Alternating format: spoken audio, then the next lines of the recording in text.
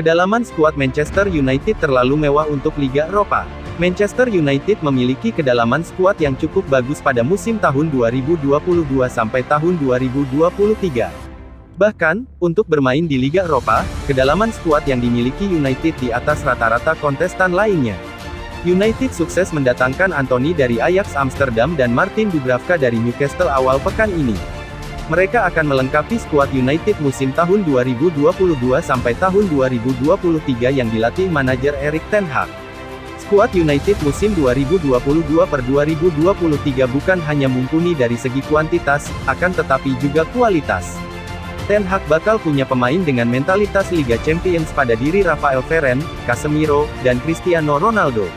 Musim ini akan menjadi pertaruhan bagi Varane. Setelah kisah suksesnya di Real Madrid dan timnas Prancis, musim lalu dia gagal tampil optimal di United. Kini, Varane perlu membuktikan bahwa dia belum habis. Lantas, seperti apa kengerian kedalaman skuad Manchester United musim ini? Penjaga gawang, Manchester United mendapatkan jasa Martin Dubravka. Kiper 33 tahun itu dipinjam dari Newcastle, dengan opsi pembelian di akhir musim senilai 5 juta euro. Dubravka akan membuat persaingan di bawah Mistar lebih panas. Sebelum Dubravka datang, David De Gea hampir pasti jadi pilihan utama setiap laga.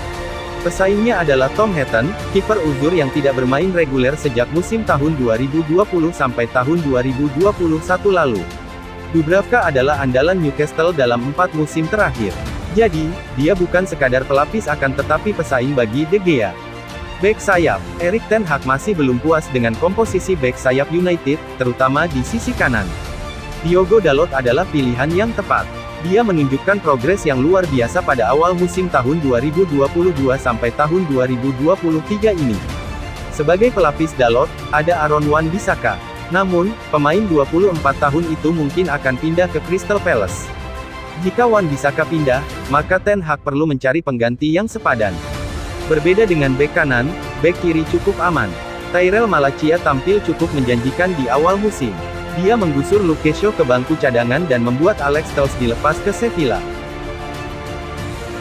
Bek tengah, Erik ten Hag tidak ingin melepas Harry Maguire, walau dilirik Chelsea.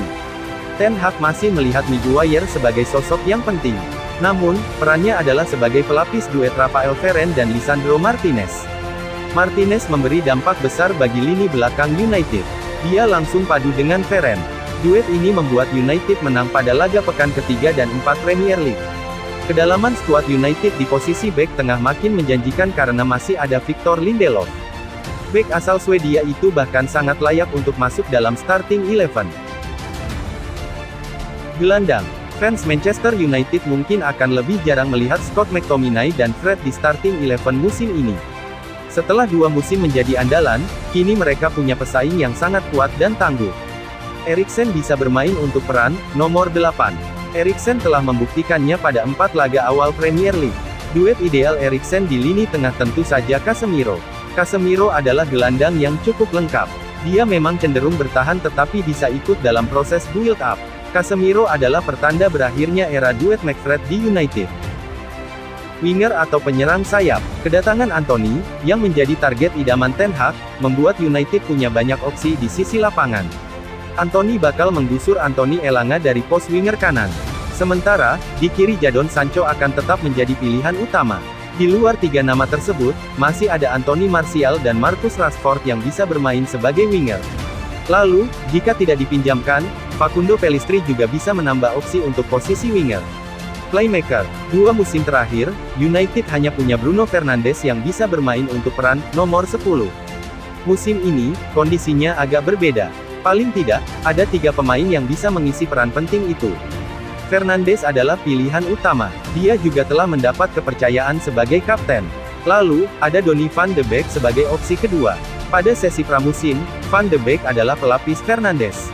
Christian Eriksen juga fasih dan mumpuni untuk peran ini. Penyerang, Erik ten Hag masih mengutak-atik lini depan United. Sebab, sebelum bursa transfer ditutup, segala kemungkinan bisa terjadi. Cristiano Ronaldo belum memadamkan keinginan untuk hengkang dari Old Trafford. Marcus Rashford bisa diandalkan di lini depan, walau perlu menemukan performa yang konsisten. Ronaldo juga tidak bisa dicoret begitu saja. Dia masuk dalam rencana Ten Hag. Ten Hag punya stok pemain yang cukup di lini depan. Apalagi, Martial juga bisa bermain sebagai penyerang tengah. Lalu, masih ada beberapa pemain muda yang bisa diberdayakan.